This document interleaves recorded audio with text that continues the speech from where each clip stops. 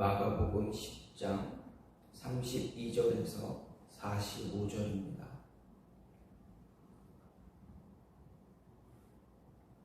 예루살렘으로 올라가는 길에 예수께서 그들 앞에 서서 가시는데 그들이 놀라고 따르는 자들은 두려워하더라. 이에 다시 12 제자를 데리시고 자기가 당할 일을 말씀하여 이르시되, 보라, 우리가 예루살렘에 올라가노니 인자가 대제사장들과 서기관들에게 넘겨지매 그들이 죽이기로 결의하고 이방인들에게 넘겨주겠고 그들은 능욕하며 침뱉으며 채찍질하고 죽일 것이나 그는 3일 만에 살아나리라 하시니라. 세베대의 아들 야고보와 요한이 주께 나와 여짜오되, 선생님이여, 무엇이든지 우리가 구하는 바를 우리에게 하여 주시기를 원하옵나이다. 이르시되, 너희가 무엇을 하여 주기를 원하느냐? 여짜오되, 주의 영광 중에서 우리를 하나는 주의 우편에 하나는 좌편에 앉게 하여 주옵소서. 예수께서 이르시되, 너희는 너희가 구하는 것을 알지 못하는도다. 내가 마시는 잔을 너희가 마실 수 있으며 내가 받는 세례를 너희가 받을 수 있느냐? 그들이 말하되, 할 수 있나이다. 예수께서 이르시되, 너희는 내가 마시는 잔을 마시며 내가 받는 세례를 받으려니와 내 좌우편에 앉는 것은 내가 줄 것이 아니라 누구를 위하여 준비되었든지 그들이 얻을 것이니라. 10 제자가 듣고 야고보와 요한에 대하여 화를 내거늘 예수께서 불러다가 이르시되, 이방인의 집권자들이 그들을 임의로 주관하고 그 고관들이 그들에게 권세를 부리는 줄을 너희가 알거니와 너희 중에는 그렇지 않을지니 너희 중에 누구든지 크고자 하는 자는 너희를 섬기는 자가 되고 너희 중에 으뜸이 되고자 하는 자는 모든 사람의 종이 되어야 하리라. 인자가 온 것은 섬김을 받으려 함이 아니라 도리어 섬기려 하고 자기 목숨을 많은 사람의 대속물로 주려 함이니라. 아멘. 오늘 말씀 마가복음 10장 32절에서 45절 말씀입니다. 오늘 말씀은 하나님의 나라를 소유할 수 있는 자에 대한 예수님의 가르침에 이어서 예수님께서 제자들에게 세 번째에 걸친 자신의 순환에 관한 예고를 하고 계십니다. 뿐만 아니라 그 순환에 관한 예고를 하신 뒤에 세베대의 아들 야고보와 요한이 예수님께 나와 청탁을 하는 그러한 모습을 볼 수가 있습니다. 그런데 예수님은 이 두 제자의 청탁에 대해서 겸손과 섬김의 교훈을 가르쳐주고 있습니다. 이런 오늘 말씀은 예수님은 예루살렘으로 올라가는 길에 노중에서 다시 가르쳐주신 그러한 말씀입니다. 그런데 예수님의 이 세 번째 순환 예고는 앞선 첫 번째와 두 번째보다는 훨씬 더 구체적이다라는 것을 볼 수가 있습니다. 즉 예수님의 죽음이 유대 종교 지도자들에 의해서 결정된 후에 이방인에 의해 집행될 것 그리고 능력을 받게 될 것, 이것이 자세히 예고가 되고 있습니다. 이는 그만큼 예수님의 십자가 순환이 임박했다라는 것, 그리고 또 예수님의 순환이 우연이 아니라 이미 태초부터 하나님께서 예정하셨던 섭리에 의해서 이루어지고 있다라는 것을 가르쳐주고 있습니다. 한편 야고보와 요한 형제의 자리를 청탁하는 그 사건은, 그 모습은 제자들이 예수님의 세 번째 순환 예고에도 불구하고 여전히 예수님의 사역의 본질을 깨닫지 못하고 이해하지 못하고 있다라는 것을 보여줍니다. 그로 인해서 지극히 세속적인 권력욕에 빠져 있는 것을 보여줍니다. 참 미숙한 자들의 모습을 그대로 나타내주고 있다라는 것입니다. 그래서 예수님은 자신이 세상에 온 목적을 이해하지 못한 채 자리다툼에 빠져 있는 제자들을 향해서 다시 한번 자신이 세상에 오신 목적 그리고 그와 관련한 교훈, 섬김의 교훈을 가르쳐 줄 수밖에 없었습니다. 하지만 제자들은 어떻습니까? 이런 교훈마저도 깨닫지 못하다가 예수님이 죽으시고 그리고 다시 부활하신 후에야 깨닫게 됩니다. 당시 십자가의 죽음을 앞두고 이 교훈을 주신 예수님의 안타까운 심정을 우리는 생각해 볼 수 있어야 합니다. 제자들을 향해서 바라보시는 예수님의 모습, 그 모습을 우리는 생각할 수가 있어야 합니다. 이렇게 제자들은 예수님과 3년이라는 거의 약 3년의 시간이 다 되는 그러한 신앙 기간 동안 그들은 참 미숙한 제자들, 성장하지 못한 제자들이다라는 것을 볼 수가 있습니다. 매일같이 예수님과 함께하고 동행하고 있지만 아직 자라나지 못한, 성장하지 못한 어린아이와 같은 그런 모습을 갖고 있다라는 것을 보게 됩니다. 그러면 이렇게 미숙한 자에게 나타나는 어린아이와 같은 모습이 나타나는 이런 모습이 어떤 모습인가 오늘 말씀을 통해서 조금 생각해 보게 되면 미숙한 자의 모습은 자신의 유익만을 구하는 그러한 모습이다라는 것입니다. 35절 말씀을 보면 세베대의 아들 야고보와 요한이 주께 나와 여짜오되 선생님이여 무엇이든지 우리가 구하는 바를 우리에게 하여 주기를 원하옵나이다. 이렇게 이렇게 이야기하고 있습니다. 예수님은 제자들과 자신 앞으로 어린아이들을 이끌고 온 많은 사람들에게 하나님의 나라를 어떻게 소유할 수 있는가 가르쳐 주셨습니다. 그리고 그 이후에 길을 가다가 한 부자 청년에게 영생을 얻는 방법을 가르쳐 주셨습니다. 하나님 나라를 소유할 수 있는 그런 방법, 그 하나님 나라를 소유하기 위해서 어떠한 모습이 있어야 되는가 가르쳐 주셨습니다. 그리고 예루살렘으로 올라가는 과정에서 자신의 죽음 그리고 부활에 관한 가르침을 주셨습니다. 하지만 거의 3년 동안 예수님과 함께 매일같이 동행했던 이 제자들 어떻습니까? 예수님의 가르침을 잘 깨닫고 있었습니까? 예수님의 말씀에 의미하는 것, 예수님이 말씀하시는 것 올바로 이해하고 있었습니까? 결코 그러지 못하고 있다라는 것을 보여줍니다. 다시 말해서 예수님은 자신의 순환에 대한 세 번째 예고를 주시는 그 순간에도 제자들은 어떻습니까? 누가 더 큰 사람인가에 대한 세속적인 욕망에 쌓여 있었다라는 것을 발견하게 됩니다. 그래서 예수님이 예루살렘에 올라가서 자신의 왕국을 세울 때 예수님께서 영광의 자리에 앉을 때 좌편과 우편에 자신들을 앉혀달라 청탁을 하고 있습니다. 예수님께 청탁을 넣은 제자들을 바라보던 다른 제자들 어떻습니까? 그들은 그 모습을 보고 분노합니다. 이런 장면은 다른 제자들 역시 예수님께 청탁을 넣은 두 제자와 큰 차이가 없다라는 것을 가르쳐 주고 있습니다. 우리 제자들의 이런 모습을 보면서 성숙하지 못한 자들에게 나타난 특징, 바로 자신의 유익함만 바라본다라는 것입니다. 자신에게 유익함이 있어야 한다라는 것을 말해주고 있습니다. 어떤 일을 통해서 자신에게 유익함이 있느냐 없느냐가 더 중요한 것이지 일의 결과가 중요한 것이 아니다라는 것을 보여줍니다. 일의 결과는 중요하지 않고 자신에게 유익함이 있었느냐 없었느냐 그것을 더 중요하게 보고 있습니다. 다른 말로 하면 일의 결과보다 자신의 이름이 더 높아졌느냐 그렇지 않느냐를 따진다라는 것입니다. 이런 모습은 정말 성숙하지 못한 사람들에게 나타나는 그러한 모습입니다. 인격적으로나 신앙적으로나 미숙한 자들에게 나타나는 그러한 모습입니다.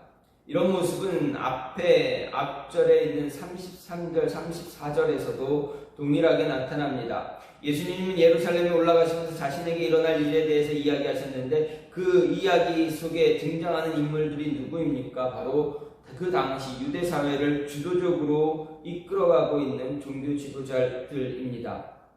33절에서 예수님은 자신이 스스로 대제사장들과 서기관들에게 넘겨줄 것이다 라고 말씀하고, 그리고 예수님을 붙잡은 자들은 예수님을 죽이기 위해서 이방인들에게 넘겨줄 것이다 라고 말하고 있습니다. 그럼 왜 대제사장들과 서기관들이 예수님을 이방인에게 넘겨주느냐 하는 것입니다.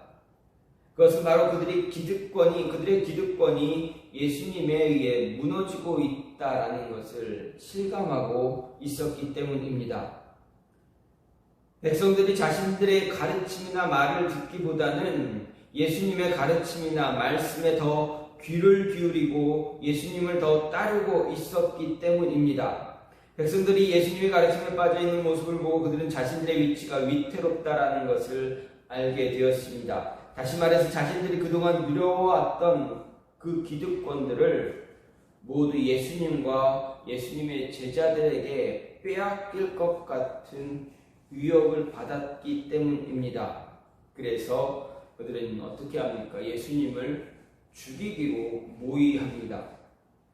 요한복음 11장 47절부터 50절 말씀을 보게 되면, 이에 대제사장들과 바리새인들이 공회를 모으고 이르되 이 사람이 많은 표적을 행하니 우리가 어떻게 하겠느냐? 만일 그를 이대로 두면 모든 사람이 그를 믿을 것이요. 예수님을 그냥 내버려 두면 모든 사람이 예수님을 따라갈 것이다. 그럼 우리는 어떻게 되겠느냐? 이렇게 이야기하는 것입니다. 그리고 이어서 말하기를 로마인들이 와서 우리 땅과 민족을 빼앗아 가리라. 이렇게 이야기합니다. 이 종교 지도자들이 말하는 로마인들이 와서 우리 땅과 민족을 빼앗아 가리라 이렇게 이야기한 이유가 무엇입니까?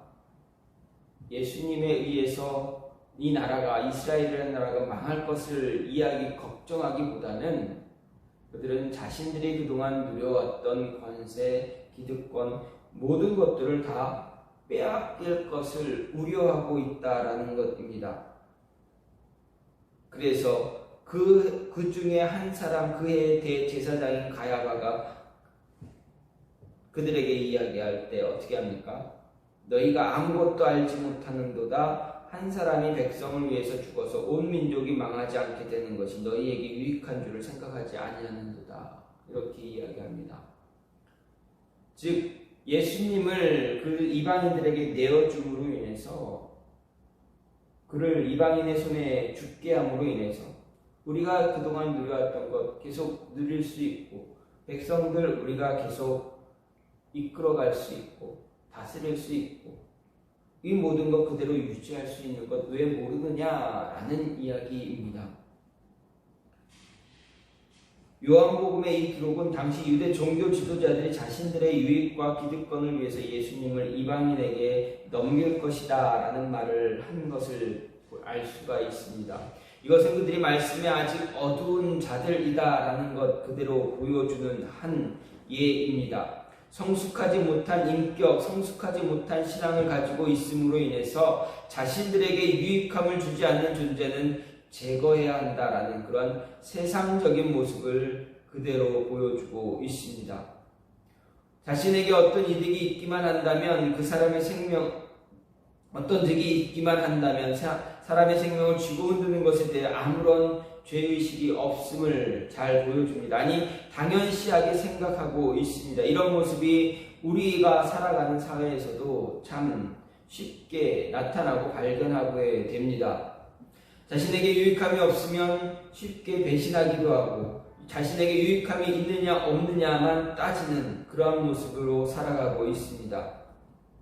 미숙한 자들에게 나타나는 그러한 가장 큰 특징적인 모습입니다. 따라서 우리는 이러한 모습에서 벗어날 수 있는 그런 모습을 가져야만 합니다. 또한 감정에 치우치기 쉽다라는 것입니다. 미숙한 자들은 감정에 치우쳐 쉽게 모든 것을 결정하고 모든 것을 행하는 그런 모습을 갖게 됩니다. 인격적으로나 신앙적으로 미숙한 사람들에게 나타나는 그런 모습이 감정에 치우치는 모습입니다. 다시 말해서 자신의 감정을 온전히 컨트롤하지 못한다라는 말씀입니다. 야고보와 요한은 예수님이 자신의 순환에 대한 세 번째 예고를 하셨을 때 분위기를 파악하지 못합니다. 얼마나 암울한 분위기인가를 그들은 알지 못합니다. 그래서 예수님께 나와서 예수님께서 예루살렘에 올라가신 뒤에 영광의 자리에 앉게 되면 우리를 좌편과 우편에 앉게 해달라 청탁합니다. 지금 예수님께서 예루살렘에 올라가시는 그 모습이 이제 자신의 영광의 자리를 위해서 모든 것을 이제 왕이 입성하는 것처럼 그런 모습인 것으로 착각하고 있다라는 것입니다. 정작 그 자리에 대한 야고보와 요한의 이해는 정말 없었습니다. 아무것도 몰랐습니다. 예수님의 영광의 자리가 어떤 자리인가 전혀 모르고 그 자리를 청탁하고 있다라는 것을 알게 됩니다. 두 사람의 청탁을 들은 예수님은 어떻습니까? 그들에게 지금 너희가 구하는 것이 어떤 것인 줄 아느냐 묻습니다. 그들이 구한 자리는 어떤 자리입니까? 자신의 목숨을 내어놓는 자리입니다. 그 자리라는 것을 그들이 몰랐습니다. 만일 이 두 제자가 야고보와 요한이 그 자리의 존재 가치를 온전히 알고 있었다면 과연 그 자리에 대한 청탁을 이렇게 쉽게 할 수 있는가입니다. 왜냐하면 예수님의 영광의 자리는 누구도 원하지 않는 자리입니다. 바로 십자가 위였기 때문입니다. 당시의 십자가 처형의 자리는 정말 말할 수 없는 끔찍한 자리였다라는 것 누구나 다 알고 있습니다. 십자가를 져야 한다는 것은 가장 악하고 천한 범죄자들에게만 해당되는 그러한 사형제도입니다. 그래서 로마 황제 가이사의 직접적인 명령 없이는 어떤 로마인에게도 십자가형을 가할 수가 없었습니다. 특히 유대인들도 마찬가지입니다. 유대인들에게 있어서도 이 십자가의 형벌은 나무에 달린 자는 하나님께 저주를 받았다라는 신명기 21장 23절의 말씀 때문에 더 무거운 형벌로 생각되어져 있습니다. 그래서 이스라엘의 율법의 형벌을 받은 범죄자의 시체를 나무 위에 단다는 것은 그 시체를 모든 사람에게 보여주고 하나님께 저주받은 자라는 낙인을 찍는 것입니다. 그런 의미가 십자가 형벌입니다. 그렇게 예수님이 십자가를 지고 골고다 언덕을 오를 때 로마 군인이 구레네 시몬에게 그 십자가를 강제로 대신 지게 했을 때도 시몬은 그 십자가를 지는 것을 원치 않았다라는 것입니다. 사람들에게 하나님으로부터 저주받은 자라는 낙인이 찍힐까봐 두려웠기 때문입니다. 그런 십자가의 자리를 야고보와 요한은 예수님께 나와 청탁하고 있다라는 것입니다. 그 자리의 의미를 몰랐기 때문에 두 제자는 감정에 치우쳐서 예수님께 그 자리를 달라 요청했습니다.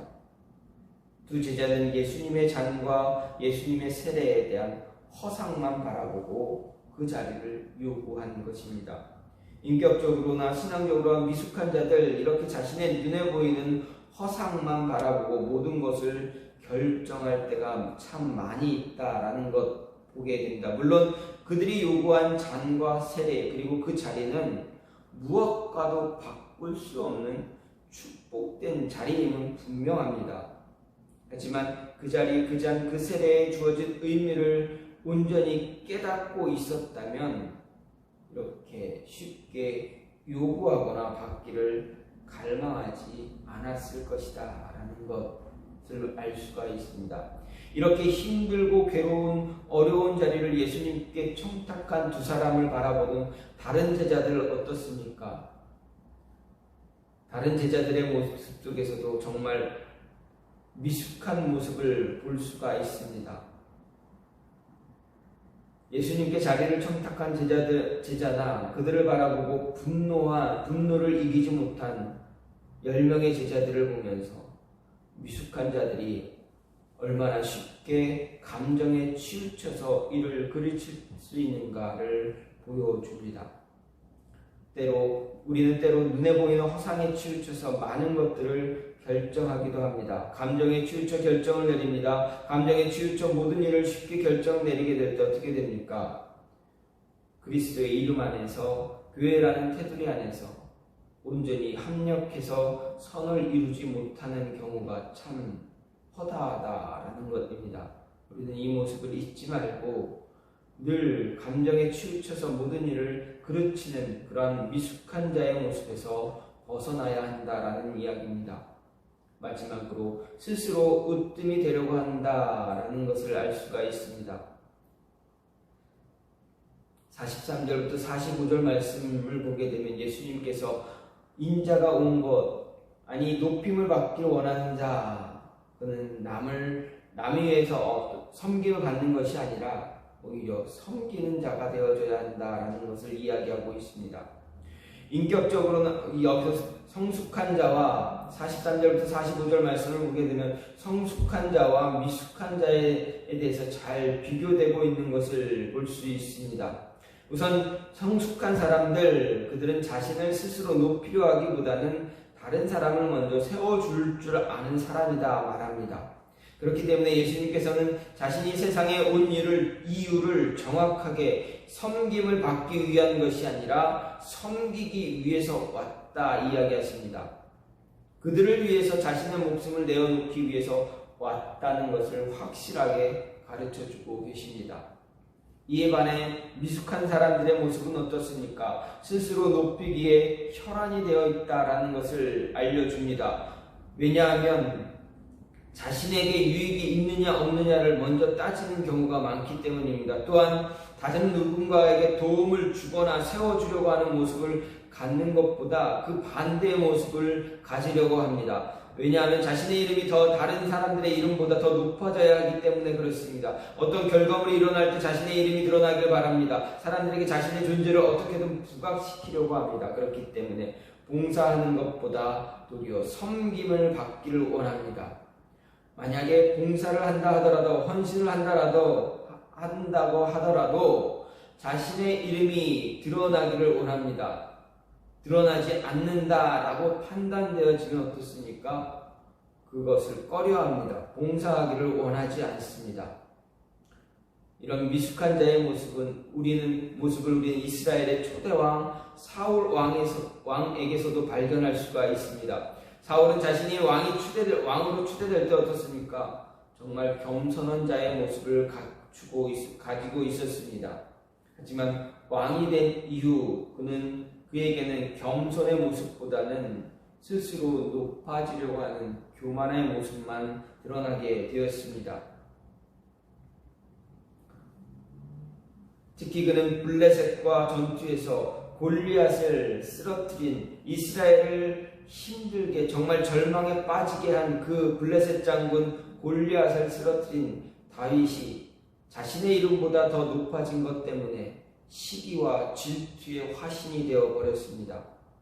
골리앗과의 대결을 승리한 것으로 인해서 백성들의 사기가 높아졌고 전쟁에서 승리를 거두었습니다. 그리고 돌아오는 과정 속에서 백성들이 다윗의 공로를 찬양했습니다. 자신의 이름에는 천천을 돌렸지만 다윗의 이름에 만만을 돌리자 어떻게 됩니까?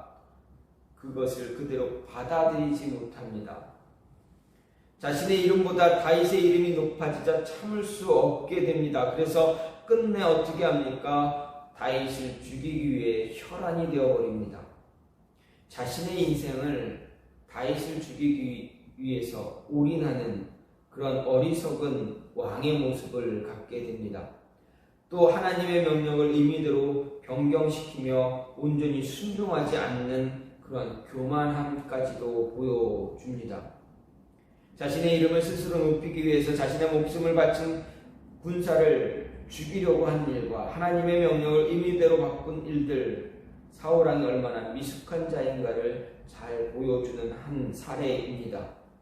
사울왕의 이런 모습이 우리의 일상적인 삶에서 그대로 나타날 때가 많습니다.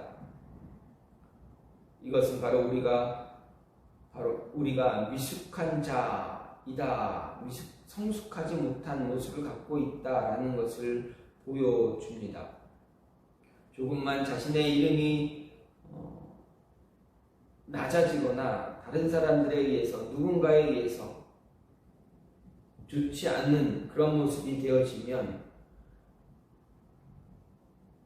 기분의 감정에 치우쳐서 그것에 대해서 자신의 나빠진 감정을 드러내는 그런 모습들이 우리의 모습에서 우리의 삶에서 나타날 때가 참 많습니다. 이렇게 미숙함으로 스스로 으뜸되고자 하는 자 누군가를 위해서 봉사하지 않습니다. 어떤 일을 위해서 타인을 위해서 공동체나 자신이 속한 일터 사업장 또는 가족을 위해서 헌신하려고 하는 그런 모습 갖지 못합니다. 봉사나 헌신은 자신을 위해서 타인이 보여주어야 하는 것으로 받아들이고 있기 때문입니다. 다른 사람이 나를 위해서 하는 것이지 내가 다른 사람을 위해서 하는 것이 아니다 라고 여기고 있기 때문입니다. 스스로 으뜸되려고 스스로 높아지려고 하는 그 모습, 이것이 교만한 모습이고 이것이 미숙한 자의 전형적인 모습임을 우리에게 가르쳐 줍니다. 오늘 말씀을 통해서 우리는 성숙하지 못한 신앙인 제자들이 성숙하지 못한 신앙인의 모습을 보여주고 있음을 알게 됩니다. 그러면서 우리가 이러한 모습 갖지 말고 우리는 성숙한 그러한 하나님의 자녀의 모습을 갖추어야 한다라는 것을 배울 수가 있습니다. 예수님께서 말씀하신 세 번째 순환 예고와 함께 성숙한 모습을 통해서 성숙한 신앙인으로서 그것을 어떻게 받아들이고 어떻게 우리의 신앙, 우리의 삶을 이끌어가야 되는가를 생각할 수가 있습니다. 미숙한 자의 모습은 스스로 으뜸되려고 합니다. 높아지려고 합니다. 감정에 잘 치우칩니다. 그리고 자신의 유익함만을 구합니다. 하지만 성숙한 자는 어떻습니까? 자신의 유익보다는 타인을 위해 봉사하고 헌신하는 삶을 삽니다. 그들을 더 높이 세워주려고 합니다. 자신이 높아지기보다는 스스로 낮아져서 다른 사람을 높여주려고 하는 그러한 삶을 삽니다. 바로 예수님께서 사셨던 그 삶이 성숙한 자의 모습이다라는 것 기억하시고 미숙한 자의 모습이 우리의 삶에 나타나는 꺼려할 수 있는 그러한 모습이 있기를 간절히 소망합니다. 시간같이 기도하기 원하는 것은 하나님